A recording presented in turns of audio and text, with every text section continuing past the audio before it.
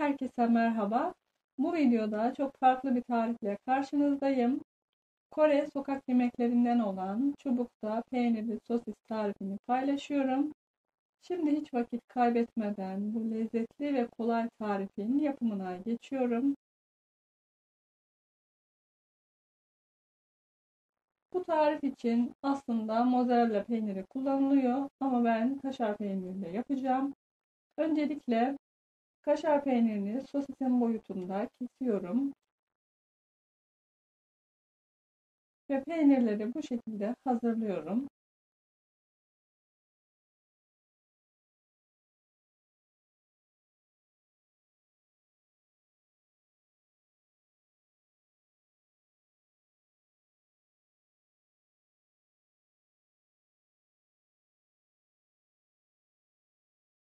Daha sonra ise şöyle bir çöp şişe, önce sosisi, daha sonra da kaşar peynirini diziyorum. Ve bu şekilde hazırlıyorum.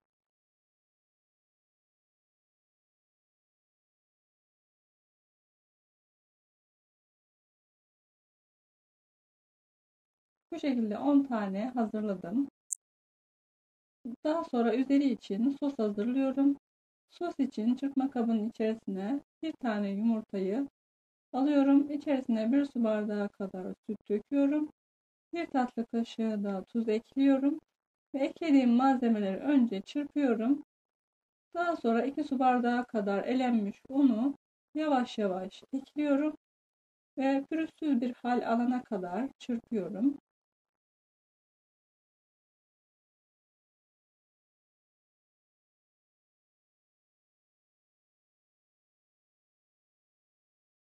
Tamamen pürüzsüz olunca şöyle genişçe bir kabın içerisine döküyorum. Ve diğer tabağa da galeta ununu döküyorum ve bu şekilde hazırlıyorum. Ve hazırladığım peynirli sosisli çubukları önce sosa, daha sonra da galeta ununa buluyorum. Burada dikkat etmeniz gereken püf noktası, sosa ve galeta ununa buladıktan sonra hemen kızartmanızı öneriyorum. Ben burada video çektiğim için bu şekilde biraz bekletmek zorunda kaldım.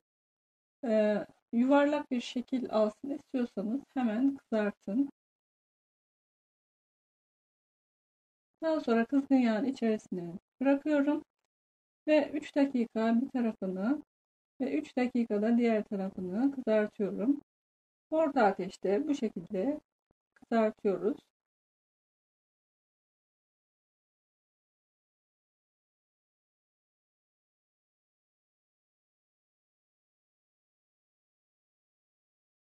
Servis yaparken üzerine ketçap, hardal veya mayonez seviyorsanız ekleyebilirsiniz.